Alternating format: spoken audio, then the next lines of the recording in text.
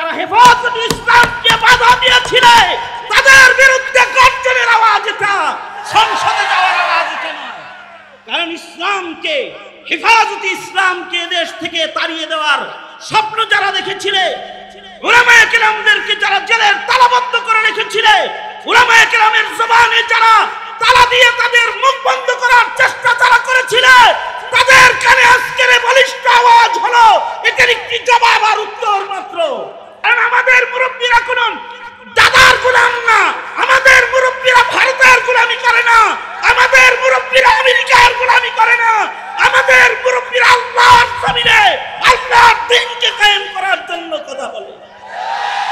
শেখুল হাদিস ইবনে শেখুল হাদিস আল্লামা মামুনুল হক, তিনি একটি ইতিহাস, তিনি একটি দল নয়, তিনি একটি জাতির কথা বলে, তিনি মুসলিম মিল্লাতের কথা বলে। যে কোনো কর্মসূচি দেশের স্বার্থে, বৈষম্য দূরীকরণের স্বার্থে, ইসলামের স্বার্থে, দ্বীনের জন্য, নবীর ইজ্জত রক্ষার জন্য আপনারা যখন যেভাবে ডাকবেন, ঢাকার সবচেয়ে পাশের এলাকা থেকে আমরা সর্বোচ্চ কুরবানি দিতে প্রস্তুত রয়েছি ইনশাআল্লাহ। আলহামদুলিল্লাহ ওয়া কাফা ওয়া সালামুন আলা ইবাদিহিল্লাযিনা ইসতাফা, আম্মা বা'দ। হেফাজত ইসলাম বাংলাদেশ সিংগাইর উপজেলার উদ্যোগে আয়োজিত গণসমাবেশের সংগ্রামী প্রধান অতিথি উপস্থিত রয়েছেন হেফাজত ইসলাম বাংলাদেশের সংগ্রামী নেতৃবৃন্দ।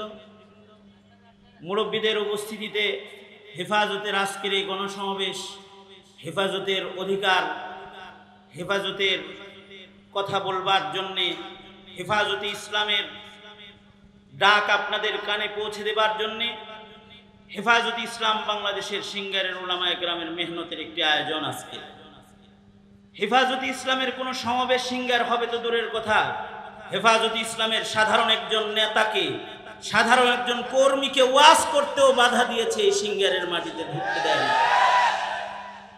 সেখানে আমি মনে করি আজকে আমার নামে সংসদে নির্বাচন করতে হবে এমন একটি আওয়াজ এসেছে। এই আওয়াজটা এটা কোনো আমার বিজয়ের আওয়াজ না, অথবা আমার এমপি হওয়ার আওয়াজ এটা নয়। এটা হলো যারা হেফাজত ইসলামকে বাধা দিয়েছিল তাদের বিরুদ্ধে গর্জনের আওয়াজ, এটা সংসদে যাওয়ার আওয়াজ এটা নয়। কারণ ইসলামকে, হেফাজত ইসলামকে দেশ থেকে তাড়িয়ে দেওয়ার স্বপ্ন যারা দেখেছিল, উলামায়ে কেরামদেরকে যারা জেলের তালাবদ্ধ করে রেখেছিল, উলামায়ে কেরামের জবানে যারা তালা দিয়ে তাদের মুখ বন্ধ করার চেষ্টা যারা করেছিল, তাদের কানে আজকের বলিষ্ঠ আওয়াজ হলো এটার একটি জবাব আর উত্তর মাত্র। অবশ্যই মুরব্বীরা যা করবেন বলবেন, আমরা সব সময় মুরব্বীদের নির্দেশেই চলি। জেল যে খাটতে রাজি আছি মুরব্বীদের নির্দেশে, জীবন দিতে রাজি রয়েছি মুরব্বীদের নির্দেশে। কারণ আমাদের মুরব্বীরা কোন দাদার গোলাম না, আমাদের মুরব্বীরা ভারতের গোলামি করে না, আমাদের মুরব্বীরা আমেরিকার গোলামি করে না, আমাদের মুরব্বীরা আল্লাহর জমিনে আল্লাহর দ্বীনকে কায়েম করার জন্য কথা বলে। সুতরাং আমার সিংগারের মাটি ও মানুষ যারা শাহাদাত বরণ করে হেফাজতের আন্দোলনে অংশগ্রহণ করেছে, যারা ঘাম ঝরে হেফাজতকে সামনে বাড়ায় নেওয়ার জন্য সংগ্রাম করে আজকে এখানে এই জায়গায় গণজমায়েত হয়েছে, তাদেরকে বলবো, আমাদের মুরব্বীদেরকে শুধু আমরা এটা বলতে চাই, হেফাজত ইসলামের যে কোনো কর্মসূচি দেশের স্বার্থে, বৈষম্য দূরীকরণের স্বার্থে, ইসলামের স্বার্থে, দ্বীনের জন্য, নবীর ইজ্জত রক্ষার জন্য আপনারা যখন যেভাবে ডাকবেন, ঢাকার সবচেয়ে পাশের এলাকা থেকে আমরা সর্বোচ্চ কুরবানি দিতে প্রস্তুত রয়েছি ইনশাআল্লাহ। এই সিংগারের মাটিতে আপনারা উলামায়ে কেরামের সাথে থাকবেন, এদেশের উলামায়ে কেরামও আপনাদের সাথে থাকবেন ইনশাআল্লাহ। উলামায়ে কেরামের দ্বারা কোনো জুলুম হবে না, অত্যাচার হবে না, এই আশাবাদ ব্যক্ত করেই আমি আপনাদের কাছ থেকে আমার সভাপতির বক্তব্য শেষ করে প্রধান অতিথিকে আমন্ত্রণ জানাতে চাই, যাকে এক নজর দেখার জন্য বাংলাদেশের সর্বত্র ভিড় হয়।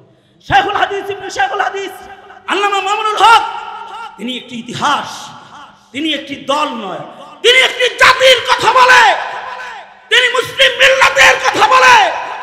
আজকের মহতী এ সম্মেলনের প্রধান অতিথির বক্তব্য দেওয়ার জন্য আমন্ত্রণ জানাচ্ছি হেফাজত ইসলাম বাংলাদেশের সংগ্রামী যুগ্ম মহাসচিব এবং আজকের মহতী সম্মেলনের প্রধান বক্তা